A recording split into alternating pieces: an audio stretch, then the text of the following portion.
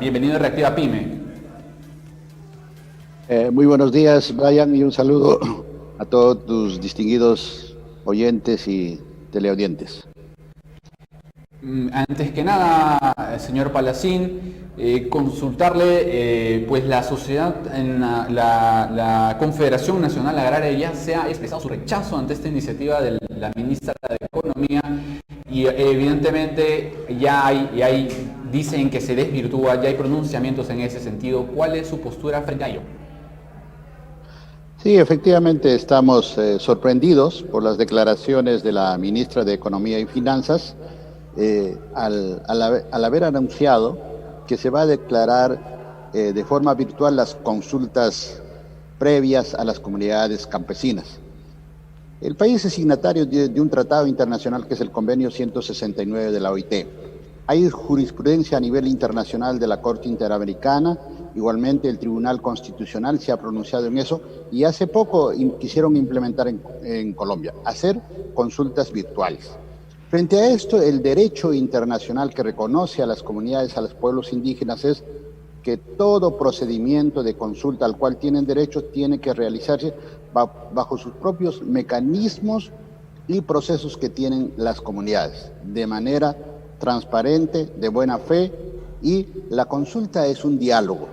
Entonces, cuando se pretende considerar a nuestros hermanos de las comunidades en tan igual condición que un funcionario público o una empresa que tiene todos los instrumentos para poder comunicarse virtualmente, querer implementar cuando el mecanismo en las comunidades es mediante asambleas, es de 500, 600 y hasta 1000 comunidades que tienen que participar.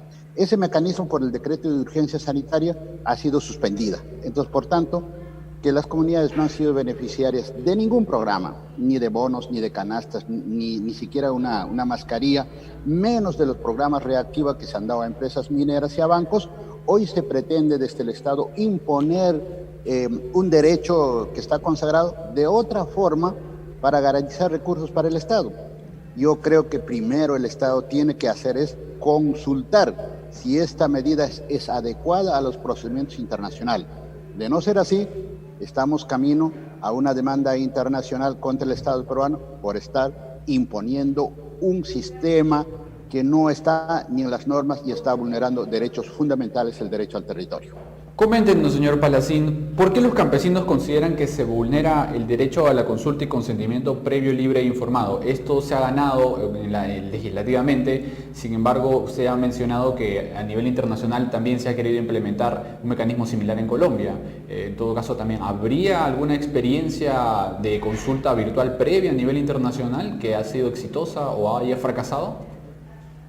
No, ninguna. Justo lo que le decía, la primera se quiso implementar en Colombia.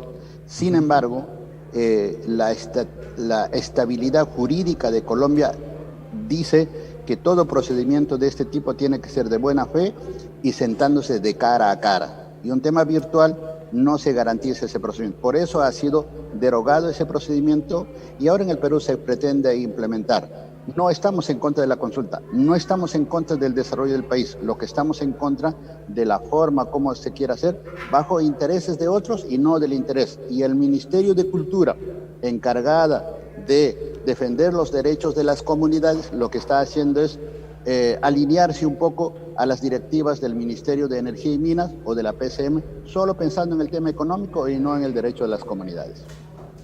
La Confederación Nacional Agraria ha dicho que se pretende ver a esta consulta previa como un simple trámite administrativo y no como una barrera burocrática más que un derecho humano. Ante esta eventual aprobación de este proyecto, de esta modalidad, mejor dicho, ¿cuáles serían las acciones puntuales que se van a tomar en instancias internacionales, como ya lo han anunciado?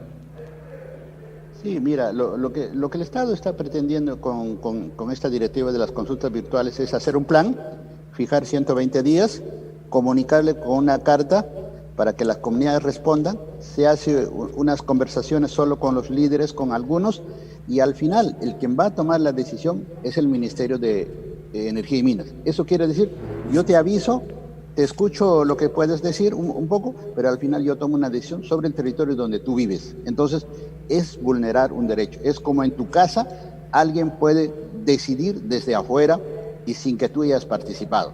Ese es vulnerar un derecho fundamental, derecho al territorio, a la vida, a las que los territorios de las comunidades tienen derechos. Entonces, lo que se va a hacer en estos casos, si es que no se resuelve en esta instancia, vamos a ir a las instancias internacionales para que, existiendo una sentencia de la Corte Interamericana, existiendo jurisprudencia de casos Aramaca, Surimán, etcétera, en el pasado, esas mismas se aplican. Entonces, es mucho peor para el Estado. Con esto, alargamos los proyectos que hoy quieren implementarla a más adelante. Lo que tendrían que hacer el Estado es llamar a los líderes, sentarse. Primero hay que ponerse de acuerdo de cómo se implementa este mecanismo que quieren hacerlo virtualmente en las zonas donde no hay internet, donde no todos tienen los aplicativos y las plataformas que ellos tienen. Estamos viendo con el tema de educación nada más. Tantos meses no se puede implementar, menos en una comunidad alejada. Los proyectos mineros no están en las ciudades, están en las zonas más inhóspitas donde el tema de comunicación es muy complicado o en algunos no existe. Ese es el tema. Están vulnerando un derecho fundamental y la consulta es previa e informada y consentimiento. Consentimiento quiere decir que tienen que estar de acuerdo. Y la ley de tierras explica claramente que las 2/3 partes de los miembros de una comunidad tienen que estar de acuerdo, es decir, el 66%. ¿Cómo llegarán al 66% virtualmente en una comunidad que son de 1000 miembros? Es difícil, complicado.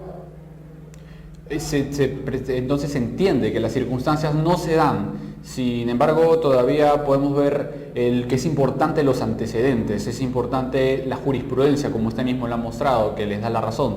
En ese sentido, ¿usted cree que en el caso de San Gabriel, porque se ha mencionado puntualmente ese proyecto, nos estamos dirigiendo a una situación de conflicto medioambiental como los que ya se ha vivido en el corredor minero?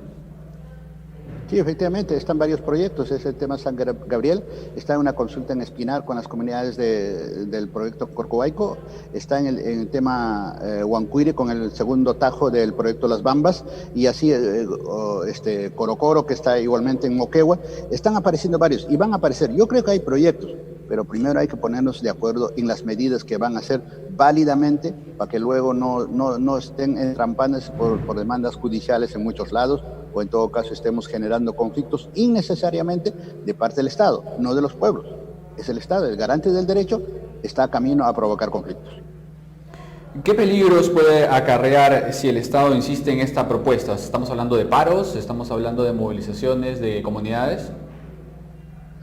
Mira, en estas circunstancias es muy complicado. Primero, en las medidas cuando se producen hechos de este tipo, hay las acciones reactivas que toda comunidad tiene derecho y la ejerce. Segundo, estamos en una emergencia sanitaria. Este proceso de contagios, etcétera, serían mucho más catastróficas que se provocara cuando haya concentraciones de personas. Igualmente, cuando hoy están viajando gentes de grandes ciudades a trabajar en esas zonas, que realmente en las zonas donde no ha llegado la pandemia se está incrementando.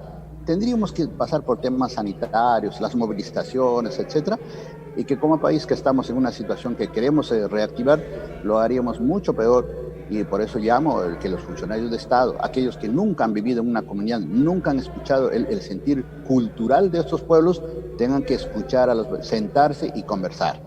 Y realmente, si para otros hay reactivas, si para otros hay apoyos que se están dando en todos los lados, a las comunidades hasta hoy no les ha llegado ninguna, y encima le quieren imponer una alternativa económica para beneficios de otros. Efectivamente, como usted lo ha mencionado, nos encontramos en una etapa de emergencia y se han ejecutado varias medidas. Una de estas también es la del bono al campesinado. Coméntenos cómo usted, que está en contacto con las comunidades, ha llegado, la ayuda es plena, le falta un poco más al Estado para poder penetrar a el Perú rural. Coméntenos sobre el bono al campesinado, por favor. Sí, mira, se ha hablado del bono agrario. El bono agrario están principalmente en las zonas costeras, están los grandes valles donde se han apoyado a ninguno. Pero en las zonas de la sierra, en las zonas de montaña no hay ninguna. Entonces, el Estado ha dejado de lado a una organización importantísima en el país, las comunidades campesinas y las comunidades nativas. En el Perú hay 5.700 comunidades organizadas, todos con su presidente, todos con estatutos, todos reconocidos, y 1.700 comunidades amazónicas. No han hecho, han coordinado gobierno regional y municipios, y ahí se acabó los fondos, ¿no? Y sabemos cómo está. Entonces, en esta circunstancia, estamos viendo, por ejemplo, en el nivel de contagio que está llegando a la Amazonía, igualito está produciéndose ya en las zonas andinas. Entonces, si no tienen ayuda sanitaria, no les están llegando los recursos igual, pero sin embargo hay para otros, hay un grado de exclusión que se están dando a las comunidades. Por eso que el gobierno tiene que implementar un proceso distinto culturalmente como están. Debe reunirse a los presidentes de las comunidades. En cada región están debidamente registradas en los ministerios de Agricultura, en todos los lados, y establecer un mecanismo de qué manera pueden intervenir. Lo que han hecho las comunidades, cerrar sus fronteras y no dejar ingresar. Y ahora están empezando a ingresar. Y ahí va a ingresar la proliferación de la pandemia y será sumamente complicada porque son sitios frágiles donde no hay postas médicas, donde no hay enfermeros y menos hospitales. Estamos viendo en las grandes ciudades y en estas zonas rurales es muy complicado. Muy delicada la situación en realidad de las comunidades campesinas, de las comunidades nativas, de las que también vamos a hablar más adelante. Sin embargo, retornando un poco al tema de que nos convocó para esta entrevista, que es esta virtualización de la ley de consulta previa, quisiera consultarle, ¿cuál es el papel del Viceministerio de Interculturalidad? Porque también esta ley pues, es supervisada por el Ministerio de Cultura. Sí, mira, yo lo quiero decir con la absoluta claridad. En los últimos tiempos hemos tenido un Ministerio de Cultura que solo ha servido para el folclore y no para derechos. Ese ministerio es el garante de todos los derechos. Sin embargo, se ha convertido en una mesa de partes de la PCM y del Ministerio de Nejimina. ¿Por qué? Porque los que trabajan ahí nunca han vivido en una comunidad, nunca se han relacionado. Entonces ellos lo ven antropológicamente y no lo ven con derechos. Entonces lo que tiene que hacer este ministerio es conocer el pensamiento, la cultura, la cosmovisión de los pueblos, es llevar a los otros ministerios, convencer y hacer un mecanismo que está. Tenemos un viceministerio que no está acorde de este procedimiento, ¿no? Entonces usted podrá entender entonces de qué lado está jugando y lo que va a provocar es que sinceramente corrigen a este efecto que han tenido o es que vamos a tener otro problema más en el Ministerio de Cultura. Señor Palacín, ha sido un gusto conversar con usted. En realidad muy complicada la situación que viven las comunidades campesinas y más aún con estos anuncios del gobierno en el que pues se nota cierto desequilibrio respecto a otras entidades, específicamente respecto al sector privado. Y bueno, es verdad que es menester reactivar la economía, sin embargo, las comunidades campesinas no pueden perder sus derechos que ya han ganado. Muchísimas gracias, señor Miguel Palacín Quispe, él es comunero y consultor de las comunidades campesinas. Esperamos tenerlo en una futura oportunidad y será hasta la próxima. Muchas gracias.